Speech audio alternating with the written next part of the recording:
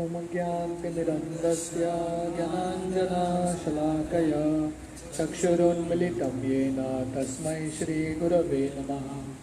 श्रीचैतन्यमनोभीष्टं स्थापितं येन भूतले स्वयं रूप कदा मह्यं ददाति स्वपदान्तिकं।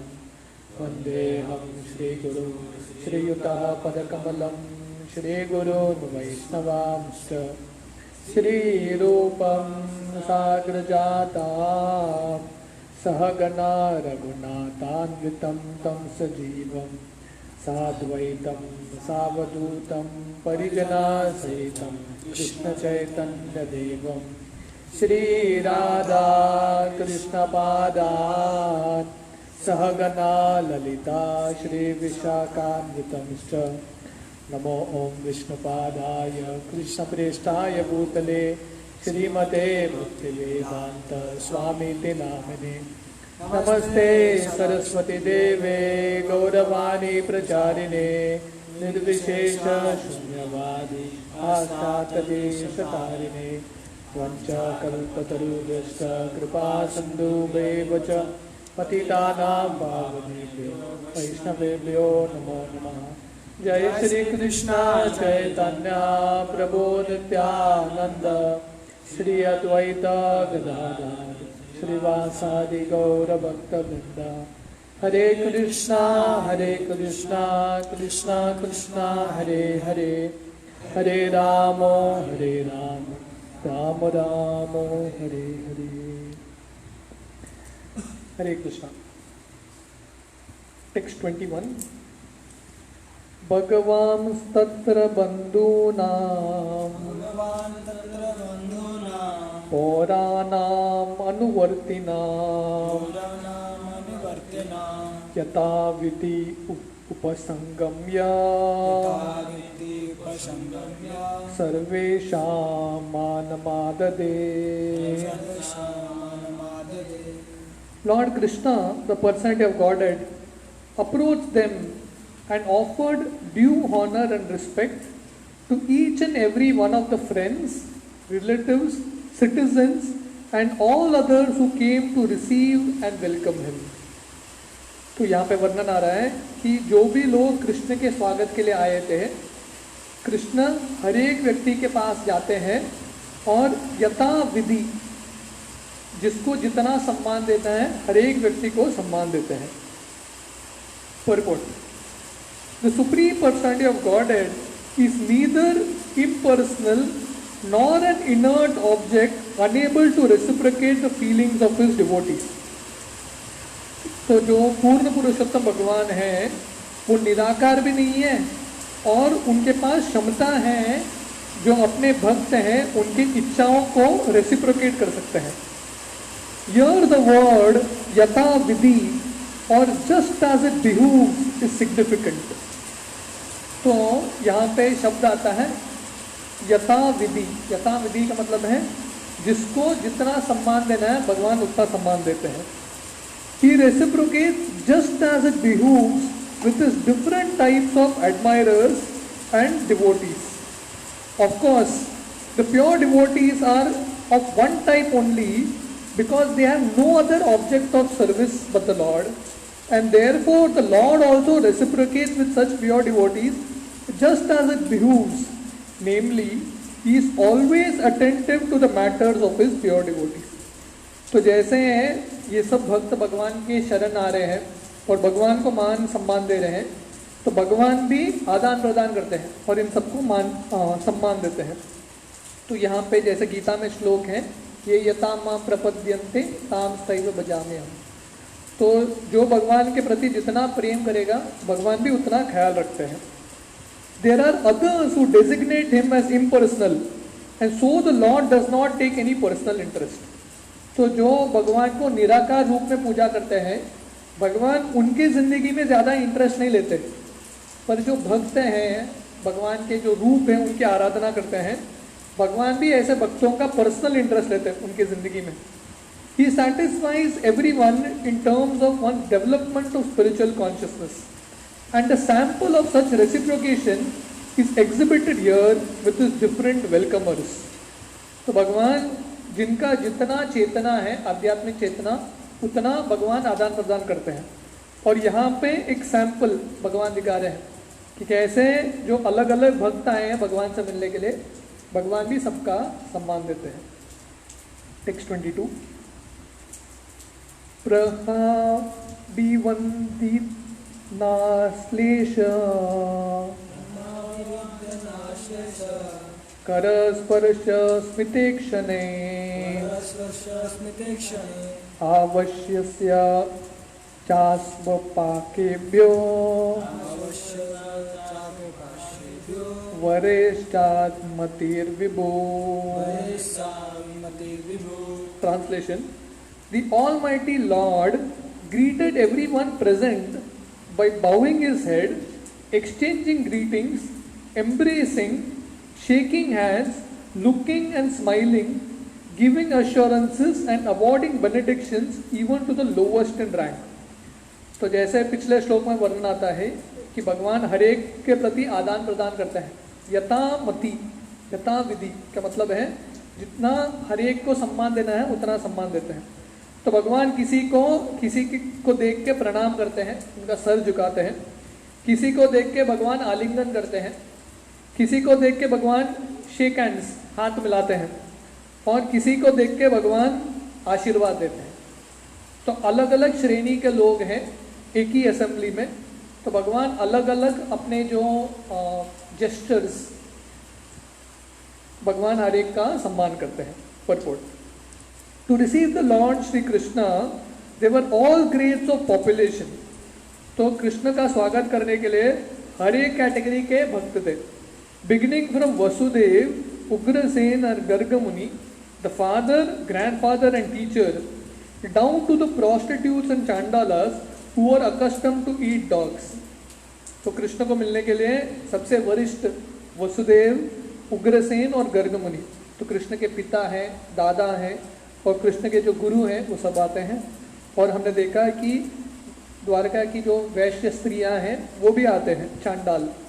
And every one of them was properly greeted by the Lord in terms of rank and position.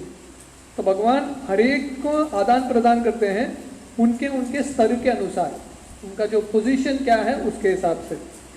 As pure living entities, all of us are separated parts and parcels of the Lord, and thus no one is alien by his eternal relation. क्योंकि हम सब जीव भगवान के साथ हमारा शाश्वत संबंध है, हमारा भगवान के साथ कुछ न कुछ अलग अलग रसों में संबंध है। Such pure living entities are graded differently in terms of contamination of the modes of material nature, but the Lord is equally affectionate to all his parts and parcels despite material gradation. तो भौतिक स्तर से लोगों का अलग अलग श्रेणी होता है, जैसे जिसका गुण है और कर्म है उसके हिसाब से उसका श्रेणी होता है, ब्राह्मण, क्षत्रिय, वैश्य, शूद्र। पर भगवान हर एक के प्रति आदान प्रदान करते हैं, उनका जो भी डेजिग्नेशन है, शारीरिक डेजिग्नेशन है, भगवान जानते हैं कि आत्मा के रूप में हर एक व्यक्ति मेरा दास है। He descends only to recall these materialistic living beings back to his kingdom, and the intelligent persons take advantage of this facility offered by the personality of Godhead to all living beings. तो भगवान क्यों आते हैं ये भौतिक दुनिया में? ताकि हम सब जीव उनके पास वापस जा सके। भगवान अलग अलग मार्ग देते हैं, इसलिए प्रभुपाद लिख रहे हैं जो बुद्धिमान व्यक्ति है तो वो भगवान के जो मार्ग है उसका आश्रय लेगा। No one is rejected by the Lord from the kingdom of God, and it remains with the living being to accept this or not. तो भगवान किसी का तिरस्कार नहीं करते, भगवान नहीं बोलते कि नहीं ये व्यक्ति मेरे पास नहीं आ सकता, नहीं। भगवत धाम हर एक के लिए ओपन है दरवाजा, हमारे ऊपर है कि ये मार्ग पे चलना है कि नहीं। टेक्स्ट 23, स्वयं च गुरुभिर्विप्रे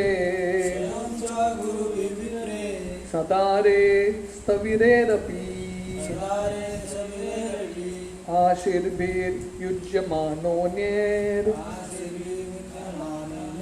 वन्दिभिश्चाविशत्पुरम्। Then the Lord personally entered the city, accompanied by elderly relatives, and invalid brahmanas with their wives, all offering benedictions and singing the glories of the Lord. Others also praise the glories of the Lord. तो भगवान अलग अलग व्यक्ति इनका आदान प्रदान करते हैं और भगवान अभी द्वारकापुरी में प्रवेश कर रहे हैं। किनके साथ? जो गुरु भी का मतलब है जो वरिष्ठ उनके रिश्तेदार हैं उनके साथ में लेके, और जो ब्राह्मण हैं खासकर इनवैलिड ब्राह्मणास, मतलब जिन ब्राह्मणों के शारीरिक स्तर ठीक नहीं था, ऐसे ब्राह्मणों और ब्राह्मणों के पत्नियों के साथ कृष्ण द्वारकापुरी में एंट्री करते हैं। तो कृष्ण अपने उदाहरण से दिखा रहे हैं कि कैसे गुरुओं का, वरिष्ठों का आदर करना चाहिए और कैसे ब्राह्मणों का आदर करना चाहिए। और ये सब ब्राह्मण जो हैं अलग अलग मंत्र का उच्चारण कर रहे हैं और कृष्ण का गुणगान कर रहे हैं, और ऐसे कृष्ण द्वारकापुरी में प्रवेश करते हैं। Purport: The Brahmanas in society were never attentive to banking money for future retired life. तो ब्राह्मण का मतलब है कि वो बैंक अकाउंट नहीं होता ब्राह्मण का, स्टोर करके नहीं रखता। जैसे महाभारत में कहानी आती है कि जब युधिष्ठिर को राजसूय यज्ञ करने का था तो युधिष्ठिर को दंड चाहिए था, तो अर्जुन उत्तर की दिशा में जाते हैं और उनको एक बहुत बड़ा पहाड़ मिलता है, सोने का पहाड़, तो वो लेके आते हैं।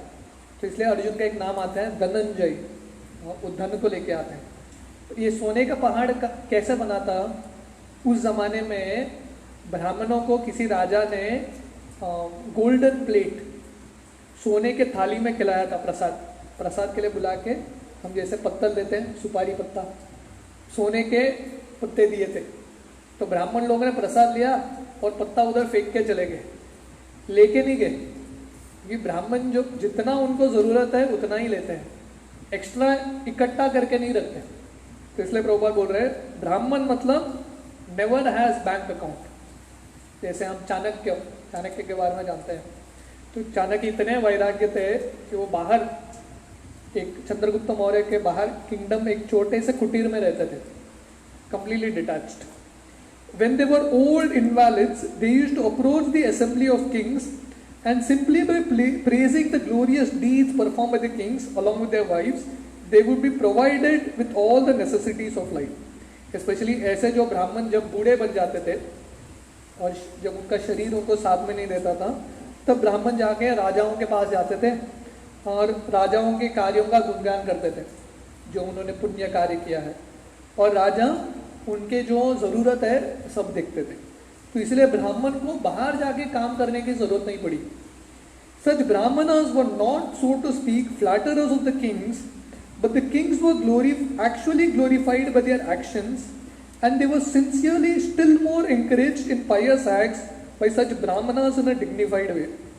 तो जब ये ब्राह्मण ये राजाओं का गुणगान कर रहे हैं, ये फ्लैटरी नहीं है, मतलब ऐसे ही उनको धन चाहिए करके गुणगान नहीं कर रहे, एक्चुअली उन्होंने जो कार्य किया है उसका गुणगान करते हैं ताकि ये राजाओं को प्रोत्साहन मिले और अच्छे कार्य करने के लिए। Lord Shri Krishna is worthy of all glories, and the praying brahmanas and others were glorified themselves by chanting the glories of the Lord. तो इसलिए ये सब ब्राह्मण अभी कृष्ण का गुणगान कर रहे हैं, क्योंकि कृष्ण से ज़्यादा श्रेष्ठ राजा कौन हो सकता है। इसलिए कृष्ण का गुणगान करते हुए कृष्ण इनके साथ, अपने वरिष्ठों के साथ, और जो ब्राह्मण जिनका उम्र हो चुका था, ऐसे ब्राह्मणों का साथ में लेके कृष्ण जाते हैं। तो यहाँ पे कृष्ण हमको समझ में आता है कि कृष्ण कैसे हर एक व्यक्ति से पर्सनली डील करते हैं, very careful, very attentive in dealings. Text 24, राजमार्गम गते कृष्णे द्वारकाया कुलस्त्रिया हर्मयानी आरुर्विप्रा तदिक्षण महोत्सवा। When Lord Krishna passed over the public roads, all the ladies from the respectable families of Dwarka went up to the roofs of their palaces just to have a look at the Lord. They considered this to be the greatest festival. तो जब कृष्ण राजमार्ग द्वारका के सबसे main road पे चल रहे थे, तब द्वारका की जो स्त्रियां हैं जो कुल स्त्रियाँ जो बहुत रिस्पेक्टेबल फैमिली से आए थे, वो सब छत पे चढ़ गए और वहाँ से कृष्ण का दर्शन कर रहे हैं। तो उनको लगा कि ये फेस्टिवल है, इक्षण महोत्सवा, आंखों के लिए फेस्टिवल है, कृष्ण का दर्शन मिल रहा है। तो छत पे चढ़ के वो लोग अपने आंखों से सेल्फी ले रहे थे, भगवान को देख रहे थे। Purport: To have a look at the Lord is a great festive occasion, undoubtedly, as it was considered by the metropolitan ladies of Dwarka. तो कृष्ण का दर्शन लेना आंखों से वो नेत्रों के लिए उत्सव है, इक्षण महोत्सव या नेत्रोत्सव है। तो ये सब द्वारका की जो स्त्रियां हैं गए ये महोत्सव का आनंद लेने के लिए। This is still followed by the devote ladies of India. तो प्रभुपाद बोल रहे हैं ये अभी भी जो स्त्रियां हैं ये प्रथा को फॉलो करते हैं। Especially during the days of Julan and Janmashtami ceremonies, the ladies of India still throng up in the greatest number at the temple of the Lord, where His transcendental eternal form is worshipped. तो विग्रहों के प्रति जो प्रेम है सबसे ज़्यादा स्त्रियों को होता है, विग्रह अर्च विग्रहों के प्रति। तो इसलिए प्रभुपाद बोल रहे हैं स्पेशली जन्माष्टमी का फेस्टिवल है या झूलन यात्रा का है, तो सब स्त्रियां मेनली मंदिर में आते हैं कृष्ण के दर्शन लेने के लिए। The transcendental form of the Lord installed in the temple is not different from the Lord personally. तो अर्च विग्रह जो मंदिर में है वो भगवान से अभिन्न है। Such a form of the lord is called archa vigraha और archa incarnation as is expanded by the Lord by His internal potency just to facilitate the devotional service of His innumerable devotees who are in the material world. तो जैसे भगवान का अलग अलग अवतार होता है, ये विग्रह भी भगवान के अवतार हैं, इनको अर्च विग्रह या अर्च अवतार बोलते हैं। तो भगवान ये विग्रह के रूप में क्यों आते हैं? ताकि जो बद्ध जीव हैं ये भौतिक दुनिया में है उन सबको सेवा करने का अवसर मिले। तो भगवान विग्रह के रूप में खड़े हो जाते हैं और भक्त को बोलते हैं आप आके मेरा सेवा करो। तो भक्त को जाके भगवान को कपड़ा पहनाना पड़ता है, क्योंकि भक्त भगवान के पास आ सकते हैं, भगवान अवसर देते हैं। The material senses can not perceive the spiritual nature of the Lord and therefore the Lord accepts the urge विग्रह which is apparently made of material elements like earth, wood and stone, but actually there are no material contamination. तो क्योंकि हमारे भौतिक इंद्रियों से हम भगवान के आध्यात्मिक शरीर को नहीं देख सकते, भगवान खुद भौतिक रूप में आते हैं, पत्थर में, धरती में या लकड़ी में। तो प्रभुपाद बोल रहे हैं ये एक्चुअली भौतिक नहीं है, ये आध्यात्मिक ही है। जिनके पास दृष्टि है वो देख सकता है कि ये विग्रह जो है स्वयं भगवान है, भगवान का रिप्रेजेंटेशन नहीं है, स्वयं भगवान ही है, भगवान से अभिन्न है। The lord being kaivalya one alone, there is no matter in him. क्योंकि भगवान का एक नाम है कैवल्य, कैवल्य मतलब भगवान एक ही है, इसलिए भगवान के लिए भौतिक और आध्यात्मिक में कुछ फर्क नहीं है। He is one without a second, and therefore the Almighty Lord can appear in any form without being contaminated by the material conception. क्योंकि भगवान पूर्ण शक्तिशाली है, इसलिए भगवान भौतिक रूप में भी आ सकते हैं बिना भौतिक गुण का। Therefore, festivities in the temple of the Lord are held generally are like festivals performed during the manifestive days of the Lord of Dwarka about 5,000 years ago. तो इसलिए जैसे द्वारका में कृष्ण प्रवेश करते हैं, एक बहुत बड़ा उत्सव हो रहा है, पूरे नगरी को सजाया है, अलग अलग प्रोसेशंस हो रहा है, हाँ, तो वैसे ही प्रभुपाद बोल रहे हैं अभी भी हमको भगवान के जो फेस्टिवल्स हैं ऐसे करने चाहिए जैसे 5000 साल पहले कृष्ण का स्वागत हो रहा है। The authorized acharyas who know the science perfectly install such temples of the Lord under the regulative principles just to offer facilities to the common man.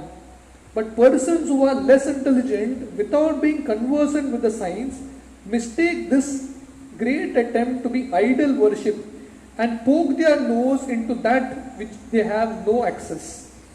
तो इसलिए हमारे जो आचार्य है, महान आचार्य, उन्होंने ये साइंस, ये पद्धति सिखाया हमको कि कैसे भगवान को अर्च विग्रह में पूजा करते हैं और क्यों मंदिर की स्थापना करनी चाहिए। तो लोगों को जो ये साइंस पता नहीं है, विज्ञान पता नहीं है, उनको क्या लगता है ये लोग पत्थर की पूजा कर रहे हैं। जैसे हमारे बचपन में हम कबीर के दोहे पढ़ते थे, तो कबीर का दोहा है कि अगर पत्थर में भगवान है तो मैं पहाड़ की पूजा करूंगा। तो उसको पता नहीं कि बाहर का पत्थर और भगवान के अर्च विग्रह में फर्क है।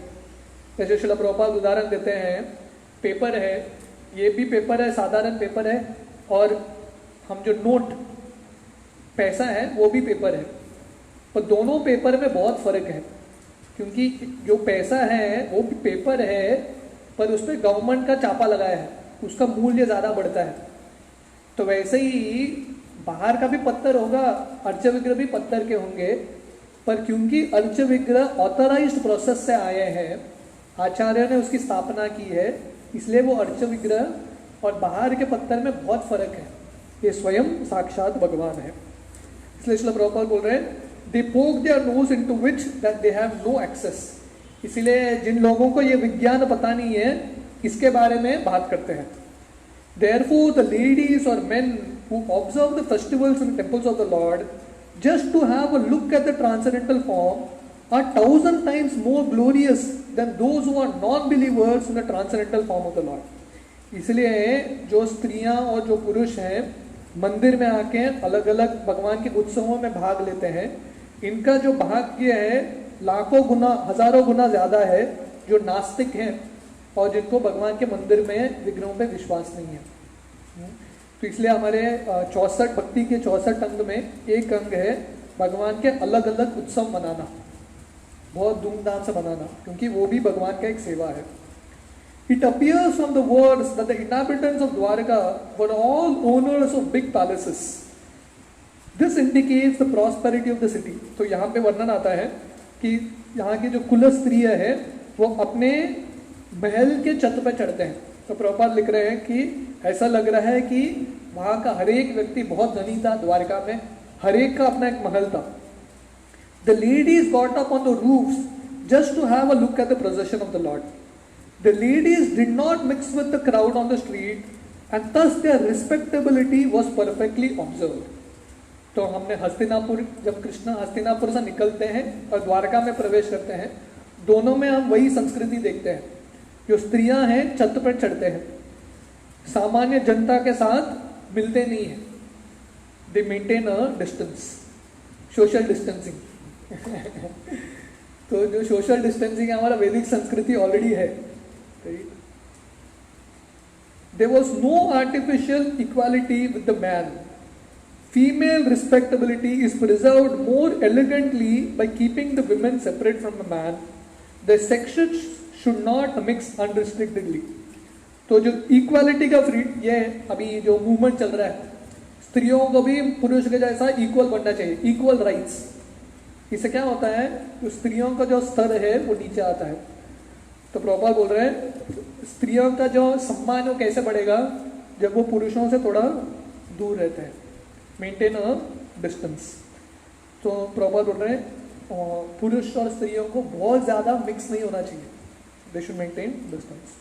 टेक्स्ट 25, नित्यं निरीक्षमाणानां यदपि द्वारकाकसं न विप्रत्यन्ति हीदृशा श्रियो दामांगनम् अच्युतम्।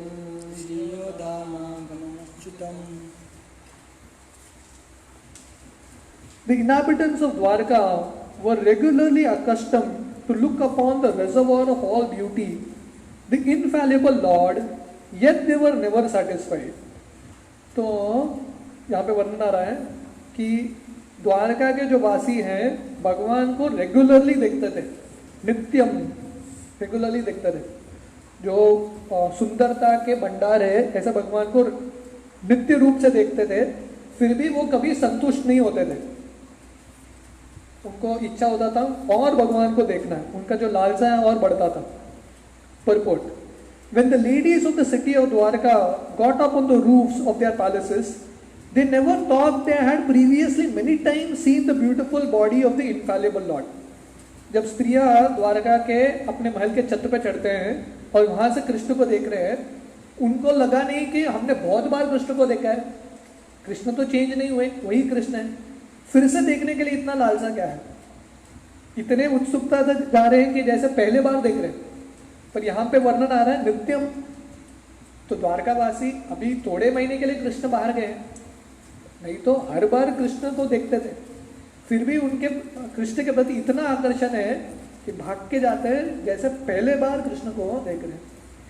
तो ये भक्ति के मार्ग में इंपॉर्टेंट है कि फेमिलियरिटी नहीं होना चाहिए। हमको नहीं लगना चाहिए वही महामंत्र है, वही गीता है। हमको ऐसा लगना चाहिए कि मैं पहले बार पढ़ रहा हूँ। अगर गीता 10वें बार या 100 बार भी पढ़ रहे हैं, तो जब हम पढ़ते हैं हमको लगना चाहिए this is my first time, पहले बार पढ़ रहा हूँ।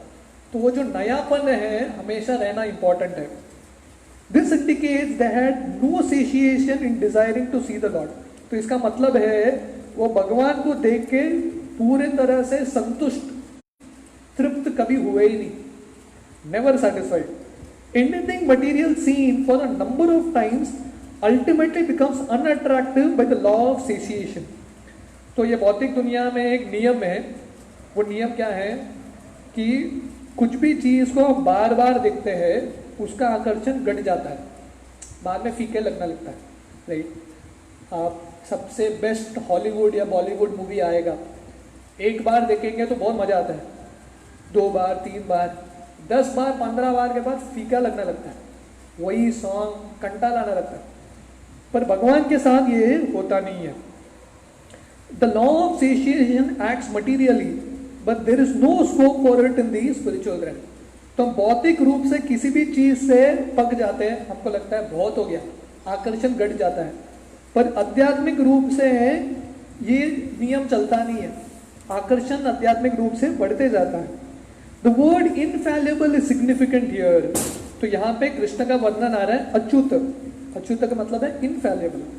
Because although the Lord has mercifully descended on earth, he is still infallible. तो कृष्ण का एक नाम है अच्युत। उसका मतलब है कि भगवान हालांकि ये भौतिक दुनिया में आते हैं, पर भगवान का भौतिक दुनिया के साथ संपर्क नहीं होता, भगवान हमेशा परे रहते हैं। The living entities are fallible because when they come in contact with the material world, they lack their spiritual identity, and thus the body materially obtained becomes subjected to birth, growth, transformation, situation, deterioration, annihilation under the laws of nature.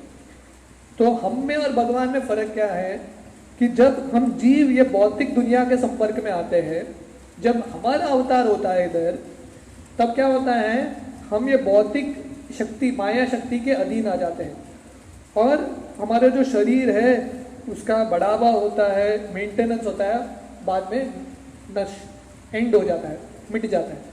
पर भगवान का ये होता नहीं है, क्योंकि भगवान दिव्य है। The lord's body is not like that. He descends as he is and is never under the control of the material modes. तो भगवान का शरीर और हमारा शरीर एक नहीं है, भगवान का शरीर दिव्य है। तो गीता में भगवान बोलते हैं आत्ममाया, भगवान बोलते हैं मैं स्वयं की माया से आता हूँ। He descends as he is and is never under the control of material modes.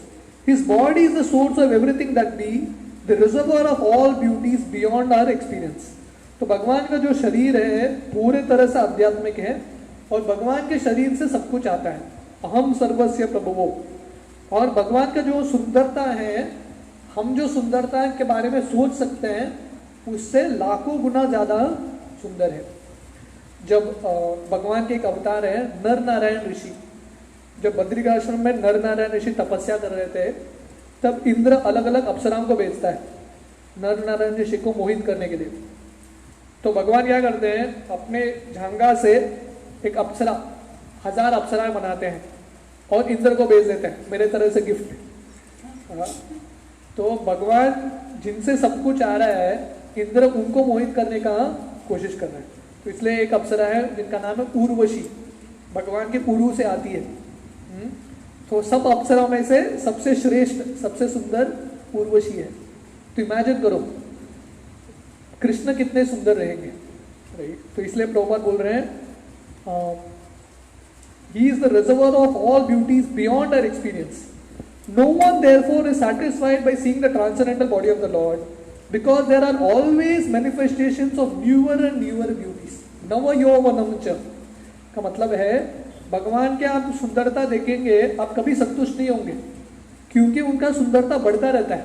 एक बार देखेंगे, अगले बार देखेंगे और सुंदर लगेंगे, अगले बार देखेंगे और सुंदर लगेंगे. जैसा गीत हरि नाम है, पहला लेंगे, जितना ज्यादा लेंगे उतना मिठास बढ़ता है. गीता भागवत जितना पढ़ेंगे उतना मिठास बढ़ता है. पर ये भौतिक दुनिया में ऐसा नहीं है. एक ही व्यक्ति को बार बार देखेंगे कंटाल आ जाता है, हमको लगता है रिप्लेस करना है और कोई चाहिए. पर भगवान के साथ ये होता नहीं है. The transcendental name, form, qualities, entourage etcetera for all spiritual manifestations, and there is no satiation in chanting the holy name of the lord. There is no satiation in discussing the qualities of the lord, and there is no limitation of the entourage of the Lord. He is the source of all and is limitless. तो इसलिए भगवान का जो नाम है, गुण है, रूप है, ये सब आध्यात्मिक है. इसीलिए हम जितना भी हरि नाम लेंगे, प्रभुपाद बोल रहे हैं, कभी हम संतुष्ट नहीं होंगे, हमको लगेगा और लेना चाहिए. हम जितना भी भगवान के बारे में चर्चा करेंगे कभी लगेगा और करना चाहिए. मुझे गीता भी पढ़ना है, भागवत भी पढ़ना है, चरितामृत भी पढ़ना है, राइट? और पढ़ने का मन करता है. और जितना भगवान के लीलाओं के बारे में, भगवान के भक्तों के बारे में चर्चा करेंगे वो भी अनगिनत है. भगवान के भक्त भी अनगिनत है. क्यों? क्योंकि भगवान से सब कुछ आता है, इसलिए भगवान का कुछ लिमिट नहीं है. उनके सुंदरता का लिमिट नहीं है, उनके यश का लिमिट नहीं है, उनके लीलाओं का लिमिट नहीं है. तो वर्णन आता है कि अनंत शेष उनके हजारों फनों से, अनगिनत सालों से भगवान का गुणगान करते हैं, फिर भी समाप्त नहीं होते. तो भगवान का इतना गुणगान है, so can go on and on continuously. तो यहाँ इसलिए द्वारका की जो स्त्रियां हैं भगवान को बार बार देख रहे थे, फिर भी वो संतुष्ट नहीं हुए. उनको लग रहा था कि पहले बार भगवान को देख रहे हैं, ये तो नया रूप है. भगवान हस्तिनापुर गए थे, सुंदर थे, पर जब हस्तिनापुर से आए और सुंदर लग रहे हैं. So they are more and more excited. हम टेक्स्ट 26 से कल सुबह पढ़ेंगे. हरे कृष्ण.